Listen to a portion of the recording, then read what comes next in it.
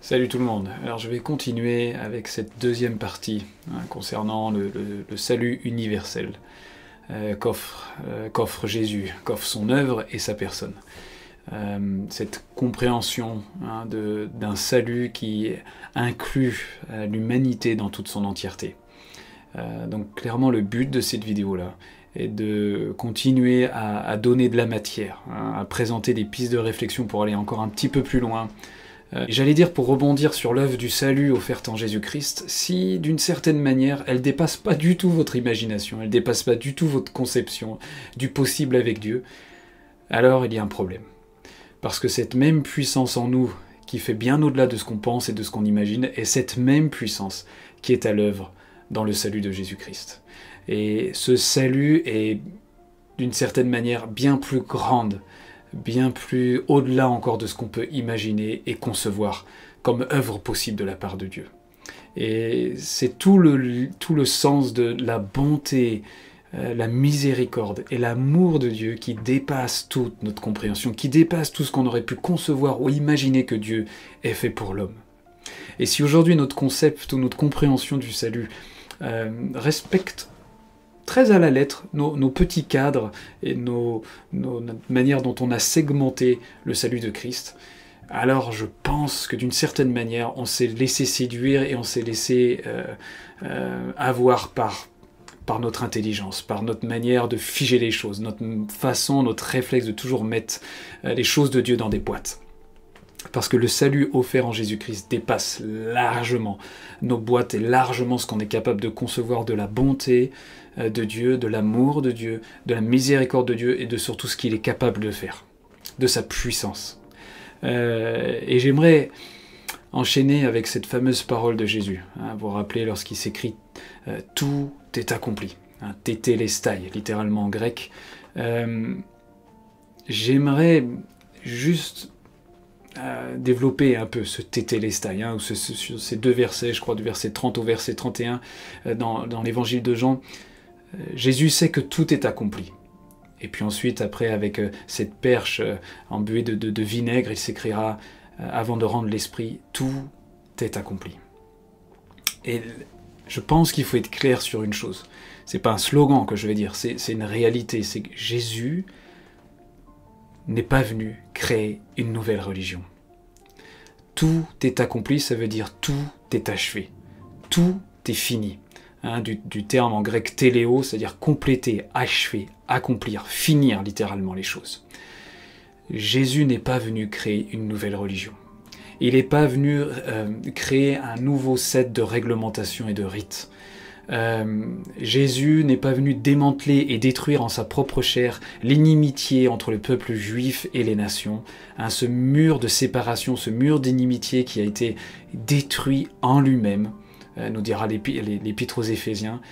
Jésus n'est pas venu démanteler ce mur de séparation entre les Juifs et les nations pour créer un nouveau mur qui serait le mur de la réception de l'Esprit Saint ou de sa personne entre les croyants et les non-croyants. Ça n'a absolument... Lorsqu'on prend du recul avec ce qu'on nous a toujours dit, avec la manière dont on nous a formaté les choses, parce que la plupart des gens retransmettent ce qu'on leur a déjà transmis, c'est aussi simple que ça. Lorsqu'on prend du recul sur ce concept, finalement de nouveaux murs de séparation, même si on le décrit autrement, mais qui séparerait encore les croyants des non-croyants, avec cette fois-ci les croyants qui auraient l'Esprit de Dieu ou qui auraient Christ en eux, et les non-croyants qui ne l'auraient pas. On réalise un peu pour être gentil, l'ineptie un peu, d'un sauveur qui vient détruire un premier mur d'inimitié, pour former en lui-même en un seul corps une nouvelle humanité.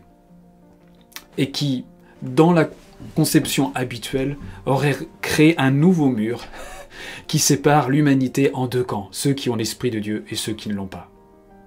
Alors que, comme je le redis, de nouveau, dans l'évangile de Jean, dans les épîtres aux Colossiens, dans les épîtres aux Éphésiens, c'est exactement le même thème. Toutes choses ont été faites par Christ, ou la parole de Dieu, et toutes choses sont pour lui et subsistent par lui, c'est-à-dire existent par la parole de Dieu, par Christ lui-même. Donc concevoir des hommes et des femmes sans l'Esprit de Dieu n'a absolument aucun sens bibliquement parlant. bibliquement parlant, concernant la révélation que Paul nous offre dans les Épîtres, à savoir que toutes choses absolument subsistent par Christ et trouvent leur finalité en Christ, mais en lui, en Dieu, vous avez le mouvement, vous avez l'être, et vous avez la vie et la respiration. Il va même plus loin, je crois que c'est 2 versets plus loin, et nous sommes tous de sa progéniture, nous sommes tous de la progéniture de Dieu. Là, Paul s'adressait à des Athéniens païens. Paul avait cette compréhension, et lorsqu'on prend un peu du recul et qu'on commence à se dire, mais Paul avait une vision universelle, Paul avait compris l'intégration de toute l'humanité dans le plan du Père, pas simplement dans le plan, mais dans le Christ lui-même, en Christ. En Christ. Lorsque Jésus s'écrit « Tétélestai », tout est accompli. Jésus sait qu'il a mis fin à toute espèce de réglementation, à toute espèce de rite, à toute espèce de validation que les hommes ont créée afin d'avoir une relation avec Dieu.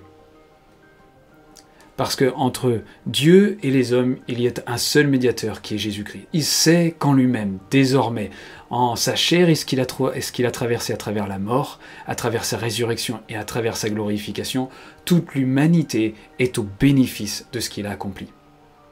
Tétélestai, tout est accompli. C'est-à-dire, ce n'est pas la création d'une nouvelle religion qu'on appellerait le christianisme. Le but n'est pas que cette terre soit remplie de chrétiens.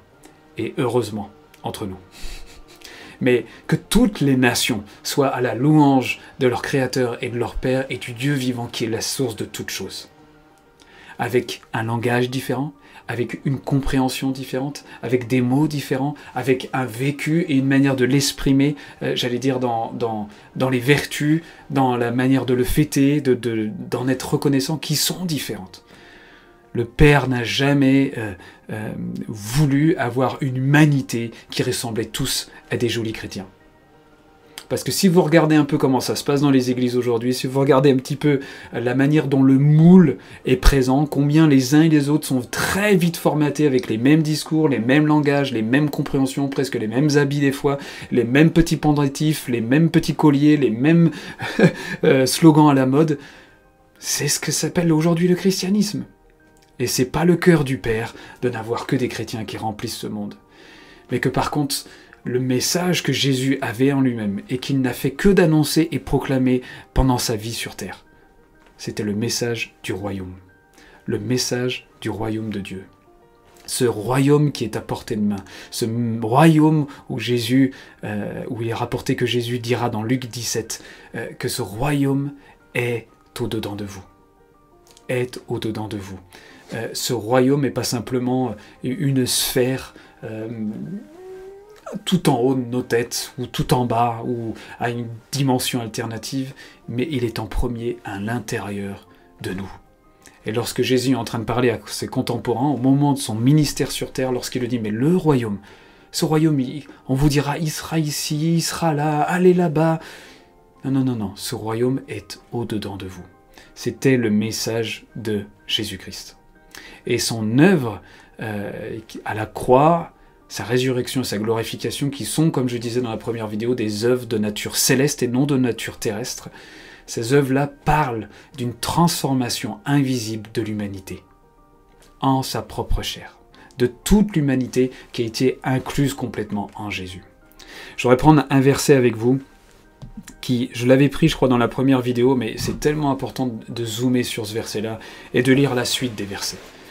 Dans Romains, l'Épître aux Romains, chapitre 5 au verset 10. Là c'est pareil, qu'on puisse prendre du recul et qu'on puisse lire ce texte avec un regard neuf, comme si on était complètement vierge de toute compréhension, de toute transmission du dimanche matin, et qu'on puisse réécouter ce verset d'une manière neuve.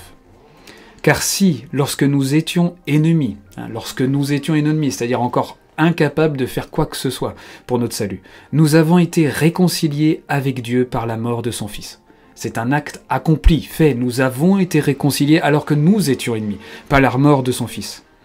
Étant déjà réconciliés, serons-nous sauvés par sa vie? Donc Paul comprend que si nous avons déjà été réconciliés en Christ alors que nous étions ennemis, c'est-à-dire encore incapables de faire quoi que ce soit de vertueux pour notre salut, d'accepter quoi que ce soit, de faire pencher notre volonté vers quoi que ce soit, alors que nous étions ennemis, nous avons été déjà réconciliés avec Dieu par la mort du Fils. Si par sa mort, cela a produit la réconciliation du monde avec Dieu, et si vous prenez, je vous invite vraiment à prendre le terme grec que nous avons traduit par réconcilier dans nos versions françaises. Le terme grec concernant le mot réconcilier est kata alasso. Kata qui est un adverbe d'intensification du mot et alasso. Ce terme grec veut dire littéralement changer la forme ou la nature des choses, ou même transformer la voix ou le ton de quelque chose. Donc, cette réconciliation n'est pas simplement sur un plan moral. Et comme je disais dans la première vidéo, il ne s'agit pas de Dieu qui se serait réconcilié avec l'humanité, mais l'homme qui est capable de recevoir la réconciliation d'avec Dieu. Il est capable de vivre cette transformation, ce changement presque de nature, de vision, de conception, d'intelligence, de sa perception profonde de qui est Dieu. Voilà quelle est la réconciliation, qui est la source même de la rédemption de l'humanité. Cette réconciliation n'est pas seulement sur un plan moral, même, j'allais dire, elle n'est pas du tout, elle ne concerne même pas le plan moral de l'être humain. Elle concerne un changement de nature, elle concerne déjà une transformation. Et alors que nous étions ennemis, et là c'est pas moi qui le dis, c'est le Paul, car si lorsque nous étions ennemis, nous avons été réconciliés avec Dieu par la mort de son Fils. C'est-à-dire que cette œuvre invisible de réconciliation, c'est-à-dire kata alasso, de changement de nature, de transformation de quelque chose en particulier dans l'humanité, a déjà été accomplie en Christ alors que nous étions encore ennemis. La réconciliation est la base de la nouvelle création. Et cette réconciliation, on ne peut soit en prendre conscience ou ne pas en avoir conscience. On peut accepter ce fait ou refuser ce fait, mais il s'agit encore d'un fait. On peut prendre conscience de cette réalité de la réconciliation accomplie en Christ ou on peut ne pas en prendre conscience. Mais cette réalité demeure une réalité. Si j'avais à côté de moi une personne non-voyante et moi qui serais au bénéfice aujourd'hui de ce que je vois, du ciel, des oiseaux qui volent, des feuilles qui changent de couleur selon les saisons, de voir les enfants jouer ensemble, de toutes choses de sorte que je pourrais voir avec mes yeux. Et tout près de moi, une personne non-voyante qui, elle, ne pourrait pas être au bénéfice de cette réalité visible. Elle ne pourrait pas voir les enfants, elle pourrait peut-être les entendre, certainement, les sentir, percevoir des choses d'ailleurs que je ne perçois pas, mais elle ne serait pas directement au bénéfice de cette réalité visuelle. Elle ne verrait pas les enfants, elle ne verrait pas le ciel, elle ne verrait pas les oiseaux s'envoler. Et pour autant, cette réalité visuelle, elle est, qu'on puisse le voir ou non, elle est. Et bien de la même manière, cette réalité spirituelle de la réconciliation de toute l'humanité en Christ avec Dieu c'est une réalité, quelle qu'elle soit notre prise de conscience de cette réalité-là. Elle l'est, c'est tout, c'est une réalité qui va être au bénéfice de nos vies si nous en prenons conscience, si nous nous ouvrons à cette réalité. Et j'allais dire, concernant la réalité spirituelle, bien souvent, et bien plus qu'on l'imagine, ceux qui nous entourent, qui n'ont aucune idée de Dieu ou qui s'intéressent même à l'œuvre qui a été et accomplie en Christ, sont au bénéfice de cette réalité, bien souvent, parce que la plupart du temps, ils en sont plus ouverts qu'on l'imagine nous-mêmes. La plupart du temps, combien de fois les uns et les autres qui ne connaissent pas Christ ont pu parler directement dans ma vie sans se confesser être un chrétien. Combien la plupart du temps, ces hommes et ces femmes qui ne se confessent pas d'un Christ manifestent des actes de la vertu de Christ lui-même. Jésus sera très clair, je ne sais pas si vous vous rappelez dans les évangiles, quand vous allez visiter un prisonnier, quand vous allez donner à manger quelqu'un qui en a besoin ou à boire, quand quelqu'un a soif, Jésus n'est pas en train de parler là de chrétiens. Jésus est en train de dire combien on peut servir, donner, être une source d'amour, une source de bien-être pour ceux et celles qui ne connaissent pas Christ et où pourtant Christ est en eux, où pourtant Jésus attend en eux qu'on leur donne à boire, où pourtant Jésus attend en eux qu'on leur rende visite. Jésus ne séparait pas l'humanité en deux camps. Il ne séparait pas ceux qui avaient la présence de Christ en eux et ceux qui ne l'avaient pas.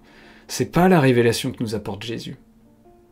Je continue pour revenir à mes moutons avec le passage de Romains 5. On poursuit avec le verset 11. « Non seulement cela, mais nous glorifions même en Dieu par notre Seigneur Jésus-Christ, par lequel nous avons maintenant obtenu la réconciliation. » Alors c'est la version Osterwald que je lis. « C'est pourquoi, comme par un seul homme, le péché est entré dans le monde, et par le péché la mort, de même la mort s'est étendue sur tous les hommes, parce que tous ont péché. » Donc là, Paul il fait un constat indéniable de ce qu'on croit habituellement à travers la désobéissance du premier Adam. Mais Paul continue. Verset 13. « Car le péché a été dans le monde avant la loi, mais le péché n'est point imputé quand il n'y a point de loi. Néanmoins, la mort a régné depuis Adam jusqu'à Moïse, même sur ceux qui n'avaient point péché par une transgression semblable. » Verset 15. « Mais il n'en est pas du don gratuit comme du péché. » Est-ce qu'on le connaît, ce verset ? Mais il n'en est pas du don gratuit comme du péché. Ça revient à cette prééminence dont je vous avais parlé dans la première partie, cette prééminence de l'œuvre de la grâce, du don gratuit de l'amour en Christ, de l'œuvre de Christ.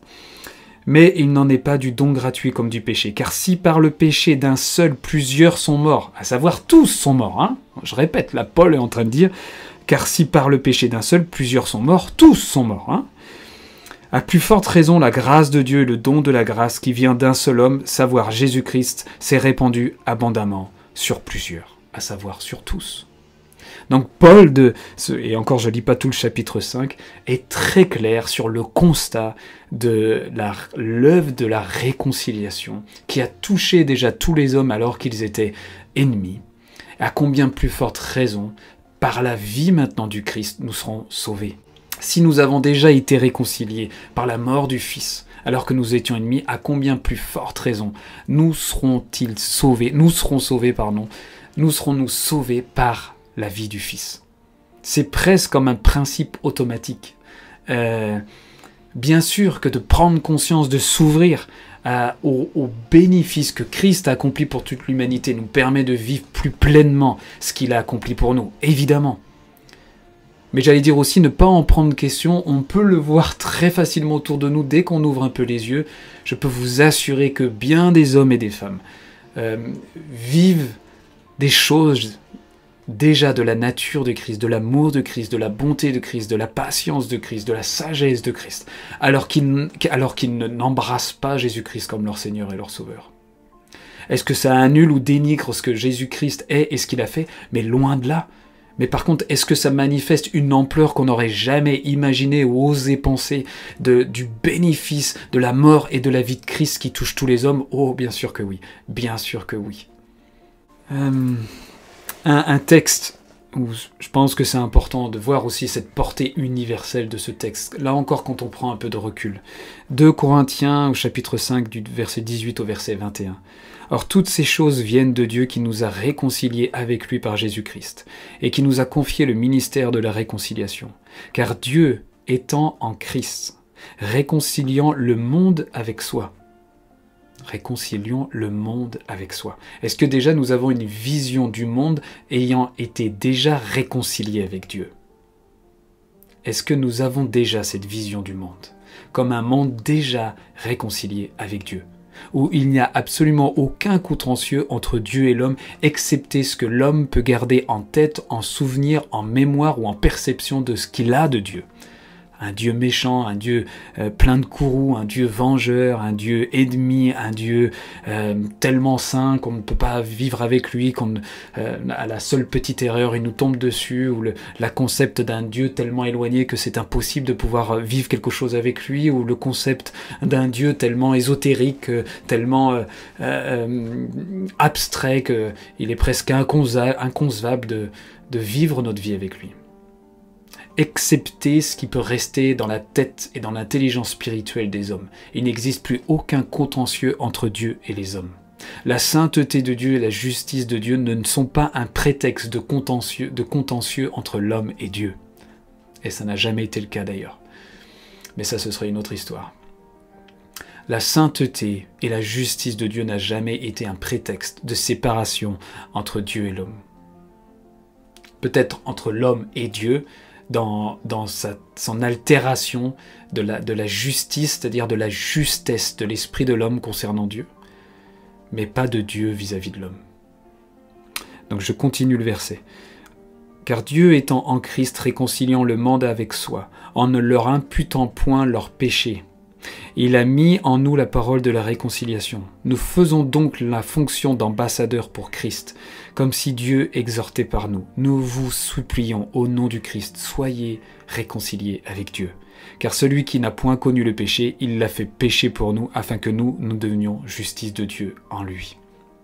Je crois que je l'avais déjà lu dans la première partie, mais c'est un des passages qui me paraît indispensable pour continuer de creuser et d'aller plus loin. Cette réconciliation, où le Christ s'est fait pécher, afin que nous soyons devenus justice de Dieu. C'est l'œuvre de transformation que le Père a accomplie en Christ d'une manière invisible pour toute l'humanité. Dieu ne leur impute plus leur péché. Il n'est plus là en train de comptabiliser le péché. Le péché est en dehors de l'équation divino-humaine désormais. Le péché ne fait plus partie de l'équation. Il s'agit de l'agneau de Dieu qui vient ôter le péché du monde. L'agneau de Dieu, la vision que Jean a de Jésus. L'agneau de Dieu qui vient ôter le péché du monde, enfin en tout cas de Jean-Baptiste. Il est venu ôter le péché du monde. Dieu ne comptabilise plus les péchés entre l'homme et lui-même. C'est la révélation que le Christ nous apporte du Père. C'est la révélation du Père qui attend constamment que le Fils cadet revienne. Que le Fils cadet revienne à lui-même. Quand je dis à lui-même, c'est que le Fils cadet qui rentre en lui-même, qui rentre vers lui-même. Littéralement, j'aime beaucoup ce verset où le jeune fils réalise là dans la boue des porceaux qu'il était mieux avec son père, qu'il était bien avec son père, qu'il avait à manger avec son père. Et il est écrit littéralement qu'il revint vers lui, il vint vers lui, c'est-à-dire il rentre en lui-même et il réalise. Il réalise, je vais revenir au Père. Et le Père qui était là constamment à attendre son Fils, sans aucune remarque, sans aucun jugement, sans aucune réprimande, embrasse son Fils. Et vous connaissez le reste de l'histoire. Le Père reste les bras grands ouverts en Christ, avec l'humanité en elle, en attendant que cette humanité ouvre de plus en plus les yeux sur le cœur du Père qui est déjà tout près de son visage. C'est la révélation de l'évangile de Christ, un Père céleste dont ses bras ont toujours été ouverts, avec aucune réprimande, aucune remarque, aucune culpabilité, aucune honte, aucune morale à faire, à part « Bienvenue mon fils, je t'attendais ». Le Père reste le Père de tous les enfants, qu'ils soient désobéissants ou obéissants, qu'ils soient fidèles ou infidèles. Que le Fils, que les enfants ou un enfant renie le Père ne reniera jamais son Fils. C'est tout le sens de cette parabole. J'allais pas dire du fils prodigue, mais du père aimant, du père extraordinaire. Ou même le fils aîné qui avait rien compris, qui faisait que de travailler pour le père, croyant que c'est comme ça qu'il allait obtenir son estime, qu'il allait obtenir de ses richesses, de ses dons, de ses plaisirs, d'un veau enfin pour lui. Et pourtant, là encore, aucune réprimande du père envers le fils aîné qui avait rien compris, excepté « mais tu avais tout avec moi ». Voilà la grandeur, la magnificence du Père d'amour que nous avons, où aucune espèce de trace de jugement, de culpabilisation, de manipulation, d'égocentrisme avéré, où il faudrait faire telle ou telle chose pour enfin être au bénéfice de son amour. Non, c'est un Père qui se livre entièrement et qui s'est constamment livré, où Christ n'a fait que montrer pendant son ministère et son parfait sacrifice l'amour qu'est Dieu lui-même, qui espère tout, qui croit tout, qui ne pense aucunement du mal, qui croit tout, qui supporte tout. Voilà l'amour qu'est Dieu lui-même, celui qui constamment s'offre en sacrifice, constamment il s'offre dans son amour désintéressé, à tout l'inverse de l'égoïsme, un amour complètement excentré de lui-même, où il ne fait que s'offrir, constamment, où le battement de son cœur ne serait que l'expression de « je t'aime, je t'aime, je t'aime ». Et c'est le Père et le Dieu que nous avons, où incluant en Christ toute l'humanité contre sa poitrine, il n'attend qu'une chose, c'est que l'homme ou la femme, ouvre les yeux et puisse éclater en sanglots devant la grosseur, la grandeur, l'immensité immesurable, incommensurable du cœur du Père pour lui. C'est toute la beauté de l'évangile du Christ que nous connaissons. Pas un Dieu, comme je disais, stoïque. Pas un Dieu froid, qui ne participe pas, qui n'est pas partenaire, qui ne vit pas et qui n'est pas présent avec nous dans tout ce que nous vivons, mais bien au contraire. Bien au contraire, le Père qui est là, au milieu des plus grandes ténèbres, présent avec nous, embrassant absolument toutes nos ténèbres, toutes nos douleurs, toutes nos blessures, toutes nos travers, toutes nos erreurs, toutes nos compréhensions, nos pensées altérées, abîmées, tordues. Il est là. Il est là. Je vois l'heure qui passe. Je voudrais relire Éphésiens, pareil, Éphésiens chapitre 2 du verset 14 à 18. Car c'est lui qui est, pareil, je vous encourage, même si ça va devenir un réflexe de dire ça, prenons du recul sur ce passage-là. Essayons là encore d'avoir comme un esprit vierge sur ces passages-là, comme si on n'avait encore rien entendu. On est comme des enfants, et même si je sais que c'est les écrits de Paul et qui ne sont pas toujours simples, mais revenons avec cette simplicité, la simplicité de Christ, par la complexité de ce que l'intelligence théologique éloignée de l'expérience de Dieu est venue nous marteler, mais la simplicité de Christ dans les textes. La substance d'amour dans les Écritures. S'il y a une seule substance à laquelle nous sommes appelés de connecter dans les Écritures, c'est l'amour de Dieu, c'est la vie de Dieu moulée, incrustée, infusée de l'amour palpable du Père. Éphésiens chapitre 2, verset 14 au verset 18. Car c'est lui qui est notre paix, lui qui des deux peuples n'en a fait qu'un, en abattant le mur de séparation, ayant détruit en sa chair l'inimitié, la loi des préceptes, laquelle consistait en ordonnances, afin qu'il formât en lui-même les deux un seul homme nouveau, après avoir fait la paix. Et qu'en détruisant lui-même l'inimitié, il réconcilia avec Dieu par la croix les uns et les autres en un seul corps. Et il est venu annoncer la paix à vous qui étiez loin et à ceux qui étaient près, car par lui nous avons, les uns et les autres, accès auprès du Père dans un même esprit. Et peut-être ce passage est tellement riche.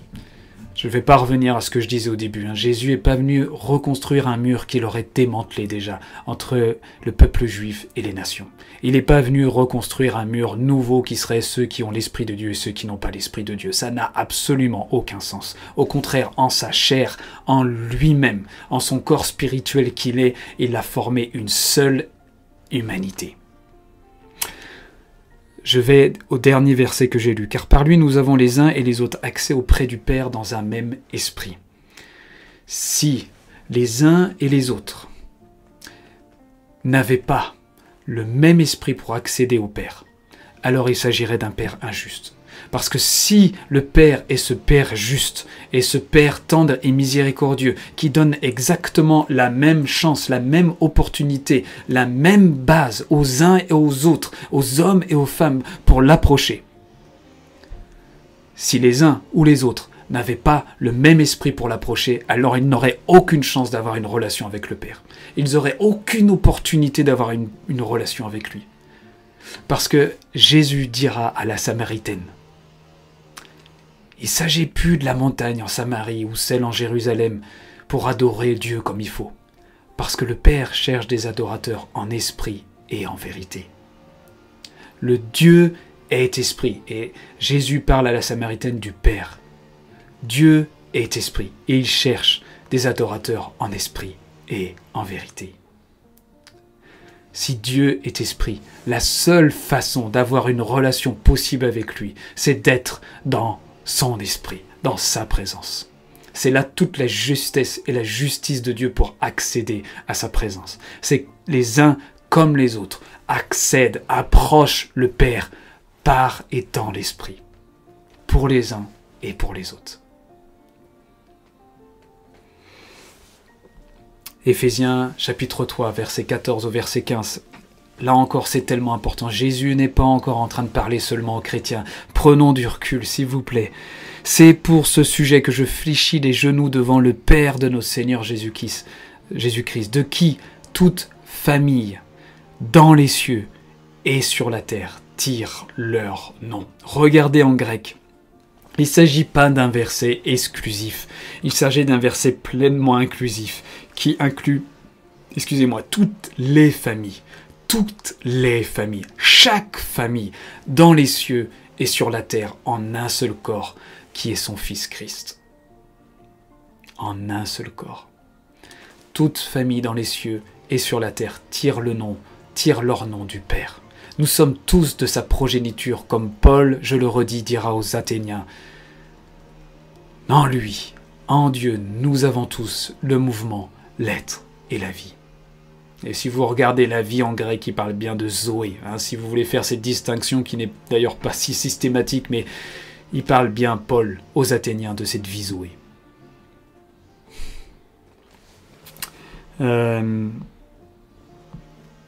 Allez, pour cette troisième vidéo, je vais arrêter pour cette deuxième vidéo, pardon. Et la troisième vidéo, je parlerai aussi de tous ces passages dans l'Ancien Testament qui démontrent cette universalité du cœur de Dieu concernant l'humanité. J'allais dire, encore plus, même dans l'Ancien Testament, on voit combien toute la création fait partie de Dieu, lui appartient. Que Israël était destiné à être une lumière pour toutes les nations. Non pas un mur d'inimitié, non pas comme aujourd'hui ça pourrait l'être entre d'ailleurs Jésus qui serait cette pierre d'achoppement entre les croyants et les non-croyants, entre ceux qui auraient l'esprit et ceux qui n'auraient pas l'esprit. Non, bien au contraire, l'Ancien Testament nous montre aussi, que ce soit à travers les psaumes par exemple, combien toute la création appartient à Dieu, absolument. Et je montrerai aussi cette compréhension, cette perception qu'on appelle Christus Victor, ou Victor Christus, à chaque fois j'inverse, mais qui est cette compréhension de l'œuvre du salut d'une manière assez différente, même complètement différente qu'on entend dans le courant évangélique habituel, qui est une compréhension du salut tellement touchante, qui fait tellement sens au cœur du Père et à l'œuvre de Christ. Voilà, je pense que la troisième vidéo, c'est entre autres ces sujets-là que je voudrais aborder, dont celle de ce qu'est le salut. Qu'est-ce que le salut? Et de quoi ou de qui nous avons été sauvés. Voilà, ça sera le sujet de la troisième partie. Sur ce, je vous embrasse bien fort et je vous souhaite une bonne réflexion si c'est nécessaire. À la prochaine.